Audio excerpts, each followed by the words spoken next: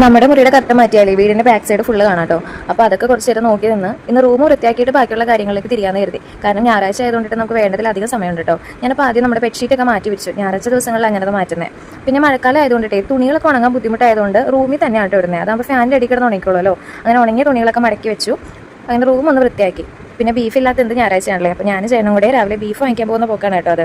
വീട്ടിൽ ബീഫും ചിക്കനൊക്കെ വാങ്ങിച്ചാൽ പുള്ളിക്കാരൻ തന്നെയാണ് കേട്ടോ കഴുകി തരുന്നത്. ഞാൻ പിന്നെ ഇഞ്ചിയൊക്കെ അരിഞ്ഞു കൊടുക്കും. തിരുമ്മി കൂടി കുക്കറിലിടുന്നത് മുള്ളിയാണ്, കാരണം എൻ്റെ കൈ പുകയുവേ. അപ്പോൾ രാവിലെ ഞാൻ പണികളൊക്കെ തീർത്ത് വെച്ച് നമ്മുടെ വീടിൻ്റെ ബാക്കിലോട്ട് ഇറങ്ങി കേട്ടോ മീനെ പിടിക്കാൻ വേണ്ടി. നമ്മുടെ കുളത്തിലെ മീനൊക്കെ പാകമായി കിടക്കുന്ന, പക്ഷേ വലയിൽ ഒറ്റ എണ്ണം കയറത്തില്ല. അപ്പോൾ പുള്ളി ഇവിടെ അതിസാഹസികമായി വലയുടെ ഉള്ളിലെ തോളയെ കൂടി ചൂണ്ടിയിട്ട് മീനെ പിടിക്കുന്ന കേട്ടോ നിങ്ങൾ ഈ കണ്ടുകൊണ്ടിരിക്കുന്നത്.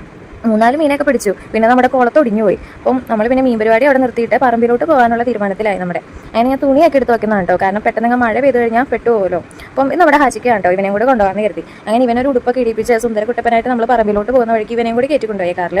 അവിടെ ചെന്നപ്പോഴാണെങ്കിൽ ഇവൻ്റെ അർമാദനം. സുന്ദരനായിട്ട് പോയ ഹാച്ചി ഒരു കാക്കാലിനെ പോലെ ആയിപ്പോയി.